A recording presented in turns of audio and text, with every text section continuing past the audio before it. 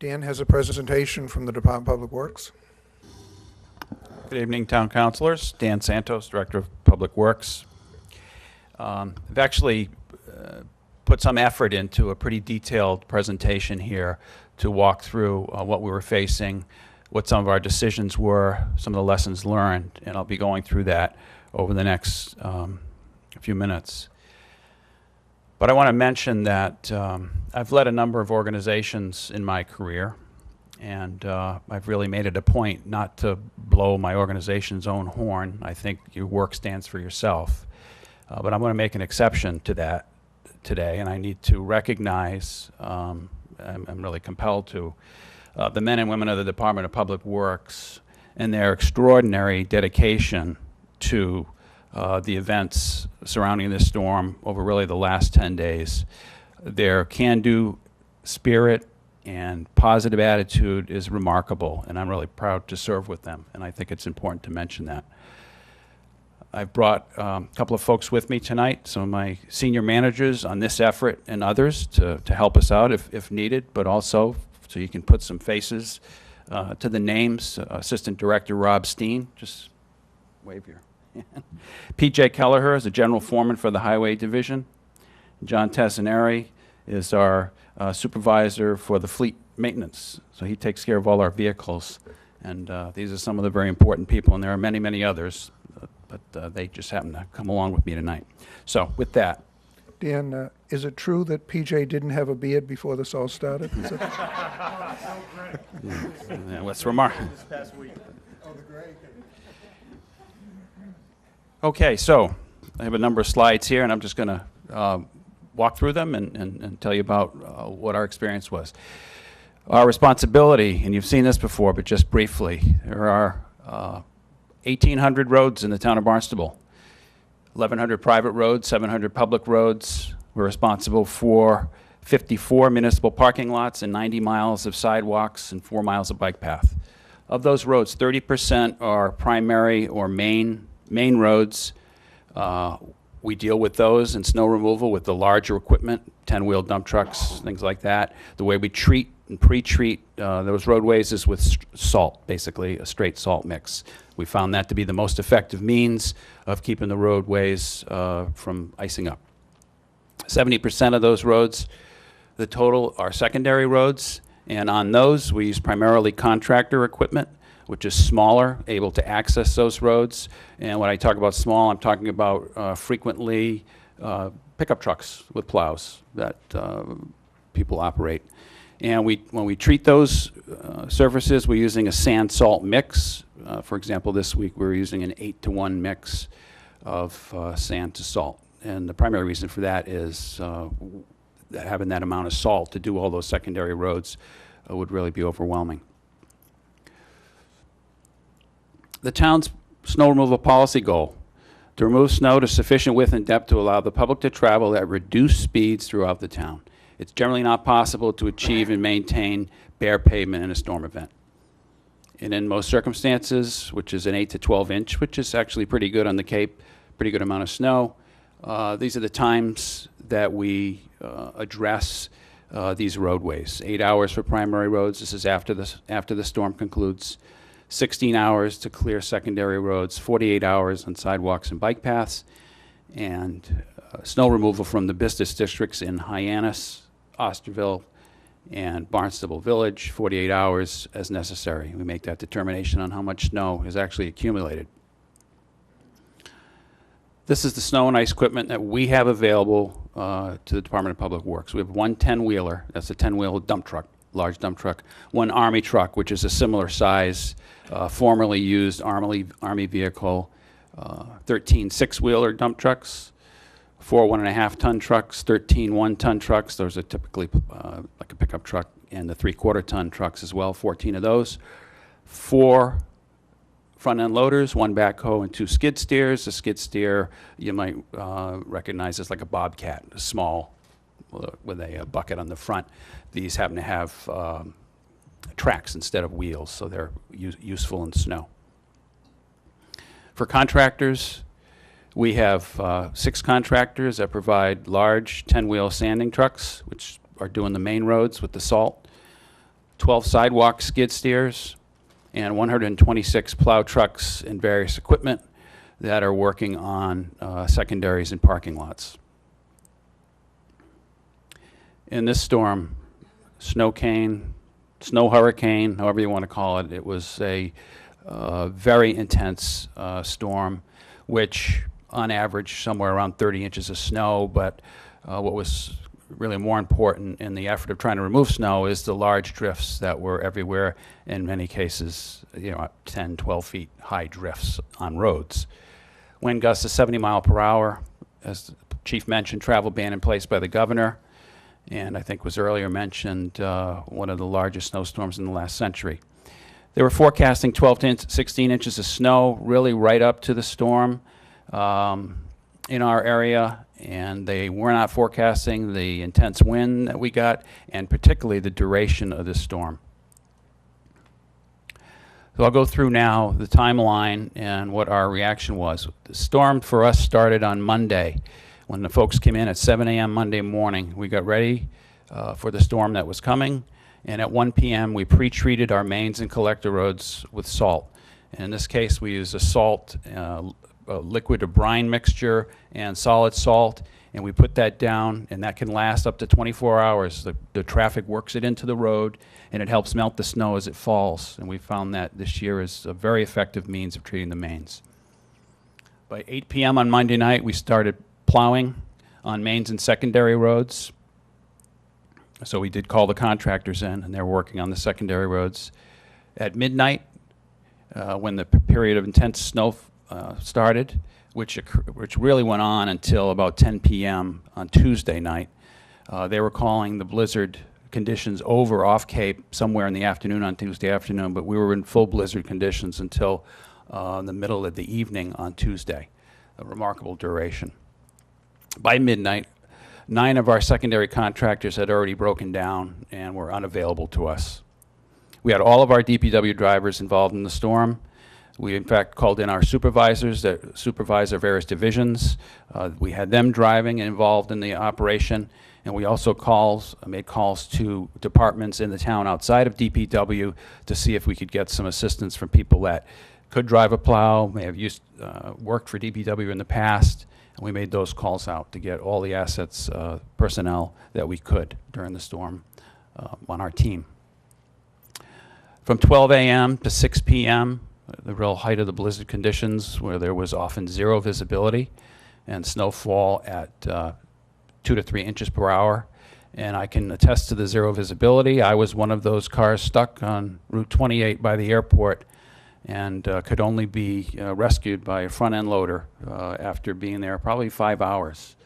And it was terrifying. That's come up because you're on a road and you can't see this far in front of you, and at any time you're wondering whether a truck's going to come out of nowhere and plow into you. So it's a pretty serious event, and so I had that personal experience with it, as did many, as the chief mentioned. 7 a.m., small trucks, plows were no longer effective. They were getting stuck, and they were drawing our resources. As Councilor Norman mentioned, if we have to go out and rescue people, that's time we're not spent plowing snow and clearing the roads. We were unable to make progress. The wind and snow were erasing any gains they had made. By 9 a.m., we decided to focus all our assets on the main roads. At this point in the storm, our crews had been working 27 hours from 7 o'clock the previous morning. At that point, we made the decision, which is something that really hasn't been done in the past in the town, but we knew that this was going to continue. We were going to be here for days, and we could not just keep people here without rest. So we decided to go into 2 teams so we could operate 24/7. We called it a blue and a gold team, and they worked 12-hour shifts from 5 a.m. to 5 p.m., and then the next shift came in from 5 p.m. to 5 a.m., and we did that continuously. So at 5 p.m. on Tuesday, we had the larger trucks, the 6-wheelers, which we have, and again, we only have one bigger than that. They were no longer effective. They were getting stuck. Even in our own yard, we had trouble moving around. The only effective equipment we had were front-end loaders and the 110-wheeler. The effort at that point was really rescue missions for ambulances that were reported being stranded and issues around the airport rotary and Route 28. We spent a lot of time and effort assisting in that effort. At 5:15, Assistant Director Steen, in talking with Chief McDonald, decided that our entire focus would be on basically life safety and to make sure that we had the roads open and access to Cape Cod Hospital, the hospital corridor, and here you can see the assets we put on those important roads that that Department of Public Works and the Police Department agreed were important. 4 loaders alone in the hospital corridor, and again at this point, front-end loaders were the only things that were effective in moving snow. 12 a.m. Basically, the snow had ended, and we had stabilized the hospital corridor, and we started to move our assets into the major main roads in the Hyannis area, the Hyannis Main Streets, Route 132 out to Route 6, Pierce's Way, and West Main Street. 5 a.m. on Wednesday morning, the larger trucks, the 6-wheelers, which we weren't using for the previous 12 hours, we started using them again. They were effective in limited applications, but they had a loader with them. So if they got stuck or they had to clear large drifts, the loader did that before they could plow. We started a strong push to get all our main roads accessible. Again, many of those with frontline loaders and backhoes. 5 p.m. on Wednesday, the vast majority of the main roads were accessible, and we started work on the secondary roads. As I mentioned earlier, the contractors and the small vehicles were not effective on the secondary roads. The only way we could start clearing secondary roads was one at a time, using teams of front-end loaders followed by a plow, a 6-wheeler plow. We had 20 teams fanned out across the town working on these secondary roads to get them open. And we were simply drive in, drive out, provide access. And this, again, this is really for emergency access at that point. Stranded vehicles were a significant problem, as the chief already mentioned that. We had downtime, we had to go to other routes, we had to wait while these vehicles got cleared. During the storm, at some point, we did actually have to move some vehicles. It was an emergency, there was no one there, the tow trucks were not available, and our crews were directed to gently move vehicles aside to provide access to the main roads. And we had to do that a few times, but it wasn't all that much. Mostly the tow truck drivers dealt with that. 5 a.m. on Thursday. After that effort of trying to open the secondary roads, by 5 a.m. we had completed over 170 miles of secondary roads. We have 56 map routes for our secondary contractor. So the town is basically divided up into 56 routes, and they're about 5 miles or so per route. So they're all similar in mileage, and that's what our contractors usually work on. We had completed 31 of those by Thursday at 5 a.m. We spent the rest of the day on Thursday, 5 a.m. to 5 p.m. shift, working, providing access to the remaining secondary roads and improving the conditions on the main roads. 5 p.m. to 5 a.m. on Friday morning, we completed our initial effort for secondary roads. We had completed all our maps, the 56 routes, within 48 hours of the end of the storm. And in my opinion, that's pretty remarkable given what occurred here. Now, yes, some roads were missed, some roads weren't done completely, and those calls kept coming in. But as far as getting through our maps, that was done within 48 hours.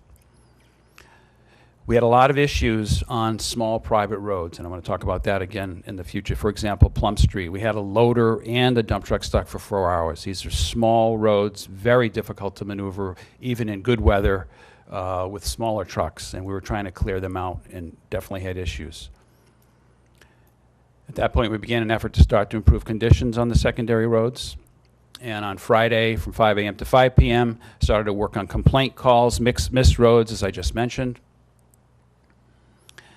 And that evening, overnight, we did a snow removal in Hyannis Village, Hyannis Main Street. I'm not sure we've ever removed that much snow from Main Street, but I did a couple of calculations, and we removed 15,000 cubic yards of snow to Calmus Beach, where we were able to clear an area and bring it. And I'm sure some of you saw the pictures on social media and wherever of the mountain of snow that was created there, and someone decorated with the Patriots logo, and kind of became a fun thing for residents. During that time, we also recovered and opened up the lane, opened the lane that was lost on Route 132, and continued responding to complaint calls. 5 a.m. to 5 p.m., again, just continuing, the phone was calling. The phone was ringing, people calling in. We had administrative staff in answering the phone. We had the website where we can get information. People can send in notes 24 hours a day. Counselors were sending us information. We were dealing with all those. We pushed the secondary contractors, now that they had been opened up, back into the secondary roads to try to improve them again for the second time.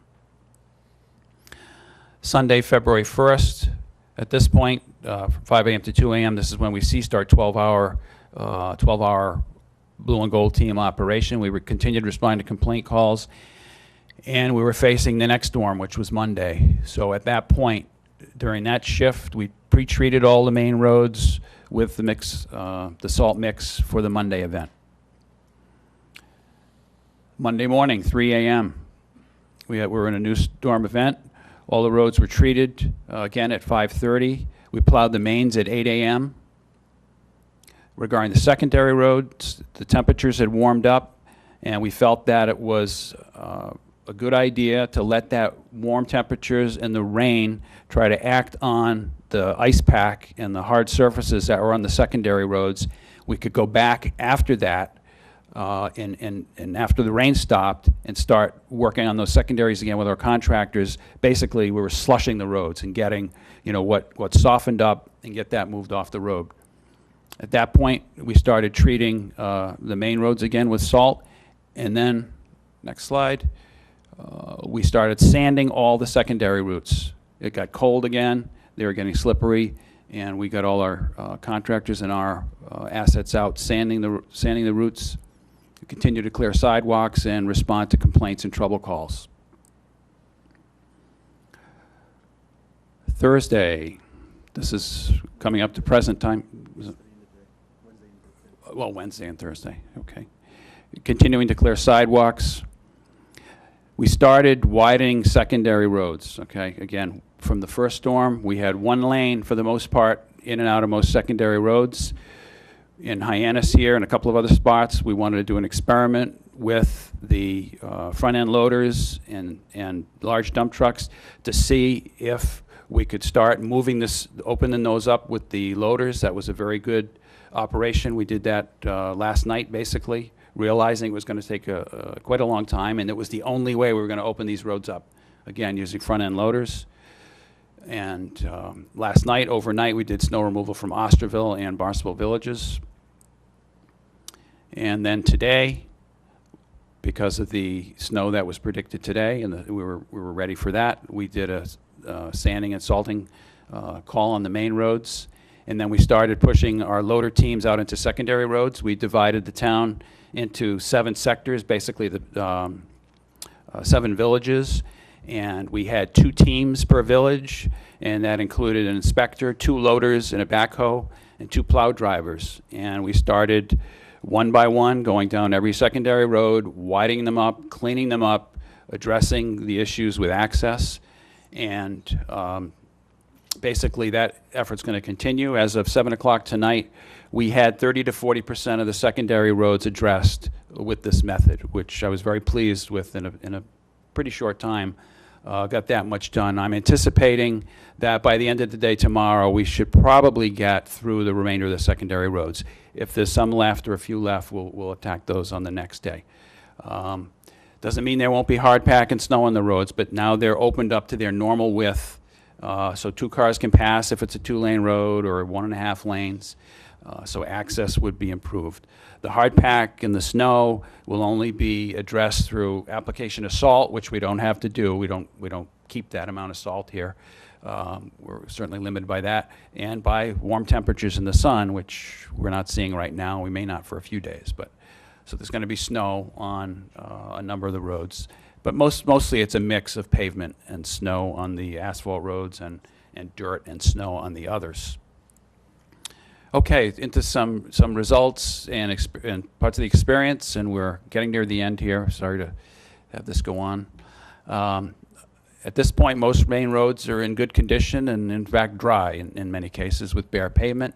Some of them are still narrowed. The lanes, they're 2 lanes, but they're a little tight. They're encroached by snow and on the sides. Secondary roads are not in good condition. We would like them to be better. They need to be widened, which is what we're working on, as I just mentioned, the hard pack, and we'll continue to work on these until we get the lanes back. Some of the sidewalks still remain snow-filled. We're continuing to work on them. We prioritize those in the beginning of the storm. Those are done by contractors. In the main streets where most of the people are walking and accessing businesses and other places by foot, we dealt with those sidewalks first, and the ones at the schools. And then we've worked out into the other areas in town where the sidewalks are not as much of a priority. All the parking lots are pretty much cleared, and they can use additional work, and we'll get to that as we can, but they are clear and open and accessible. And we've addressed over 575 complaints that have come into the department. Initial lessons learned. Basically, and I think Councilor Norman, I have to thank him, summarized a lot of this very well. We are equipped for the typical snowstorm on Cape Cod, and I think the department handles those very well, and we handle them within the time that's stated in the policy. But at large storms like this, the policy kind of goes out the window, and you deal with it, what comes as it comes. The management team in Public Works, at least at my level and the assistant director, we are relatively new to the department. And since we've been there, we've made observations, and based on things we observed last year, we started to address some issues with snow removal and the snow program. And some of those things we put in place, and others we're looking for funding to put in place in the future. We implemented the storm alert notices on the Town of Barnstable website, where depends on how the storm's going, but 6 hours, 12 hours, whenever it's appropriate, either the assistant director or myself are getting all the information we have, and we're actually making that, putting that on the website ourselves. We have access during storms to update. And from there, I know through the manager, other social media, and other places that information was going. But we started that last year, and we found that to be very successful. We got a lot of positive input on doing that. We beefed up the small truck fleet. In the past, the department had a lot of half-ton pickups. We have a couple of hybrids, small trucks that in a snowstorm are useless. We decided that any vehicle the Department of Public Works is going to buy is going to be at least a 3/4 ton, preferably a 1 ton, and anything we buy is going to have a plow for it. So that when these storms come up, we got every rolling asset we have and have a plow on it and be doing work for us and not sitting in a parking lot. We're looking to the future here. We've put in requests. We're looking to beef up our large truck fleet. Every year we have a program for vehicle purchasing, vehicle upgrade, and it's a significant asset we have. It's a significant amount of money. We have here what's called a snow fighter concept. One thing we're looking at is having specific vehicles. I'm talking about 6 and 10 wheel dump trucks that are specifically bought for snow fighting, and we're looking at using used vehicles. We can buy 4 or 5 used vehicles to 1 new vehicle, and if we just keep them for snow. We kill vehicles from salt, not from the use we give them. So we're just bathing them in salt day after day in these storms, and they rust away. So it's not a mechanical issue. So by having more of these vehicles available, we'll be able to do better in large storms like this. The other thing it allows us to do is keep our construction vehicles for construction. Those dump trucks, they're aside, and they're not getting abused by all this salt. And that in a storm like this, they won't have a sander on them, they won't have a plow on them, and they're now available to be used to haul snow. Something that we've been looking very closely at, and we've talked about, I think Councilor Crocker has mentioned in the past, is using GPS tracking and today's technology to manage these storms from our office. We're using old technology where we have people driving around, inspectors, and it works, but it's a very inefficient use of people. So what we'd like to do is have GPS equipment in all our vehicles, And with all our contractors, we hand them a GPS phone or GPS device that they have to use as part of the system. So back in our emergency center, where we now have a map that we kind of plot things, we'll have a smart board where we know what routes have been done and what routes have not been done. We don't have to go look. We know that a plow driver's been down there. We know where all our assets are. If we need to move them, we can move the right asset to the right place in real time. I think this is something that it's time. I think technology is at a place where we can easily do this. Salt storage. We have never really salted the secondary roads, and primarily because we don't have salt storage. We have to store salt indoors. And we fill the salt barn we have, and I think it holds about 8,000 tons. And we reserve that really for the main roads. If we want to do anything more with salt, and that's very effective. If you cover these roads with salt, it will work on the snow and it will work on the hard pack.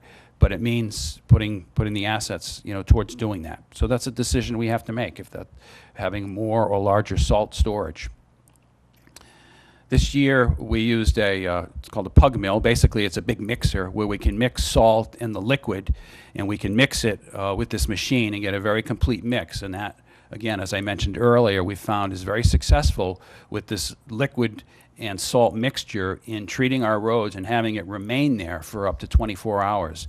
And I think our roads, there's been a very big difference in the success with treating before storms, so that the snow doesn't stick as quickly and we don't have to plow as quickly. And I think it ends up being a much safer network of roadways as a result of this.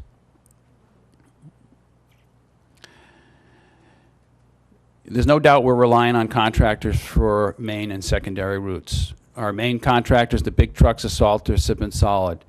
Secondary road contractors, and what I'm going to say here, because I don't want to offend any contractors that may be watching this, statistically, they're not reliable. We have great contractors, okay? A lot of them, they're wonderful. They're there, they're in it for the long run, but a lot of them break down. So if you analyze the whole thing, you'd basically conclude that it's not a reliable way to do this. And in the last storms just this year, you can see the numbers, 9, 10, 8 plows during the last 4 major storms went down quickly. It's really hard to understand the level of maintenance that these contractors are giving their equipment. It's something that we can't really get into. We can talk about the routes and how to plow and what our goals are, but their equipment is their equipment. And again, some of them are fantastic, and they've been here every day. We've been here doing the job with us. But I think it's something we need to look at. It's a lesson learned. How do we deal with the contractor fleet? If we want to equip for storms of this size, and again, it's getting back, do we prepare and do we keep equipment and personnel for the average storm, or do we want to handle bigger storms or the biggest storm? If we do, then we certainly need additional loader and backhoe assets with plows that won't get stuck in these roads in heavy snowstorms. Private roads. I mean, that's an issue you all have been wrestling with, we've been wrestling with for years, even really in a different vein. But as far as snow removal, these are roads that we don't maintain. And because we don't maintain them, they're very difficult to drive on. And a lot of the people that live on those roads and own those roads don't maintain them either. They're tight, the surfaces are horrible, we get stuck, we have to get rescued, there's no area to turn around, you gotta back out. It's a problem for snow removal on the private roads in this town. Again, and there's 1,100 of them. As we keep talking about, their main roads and secondary roads, and some years ago, those, whatever criteria was used to establish those, we're going to revisit those, make sure that the main roads are the main roads, and that what might be considered secondary roads, maybe they should be main roads. I'm not sure why they are the way they are, but we're going to review all that and make sure that important roads, important collector roads, or roads that access certain parts of town, if they need to be main roads and get a higher level of service, then they will. And that's it.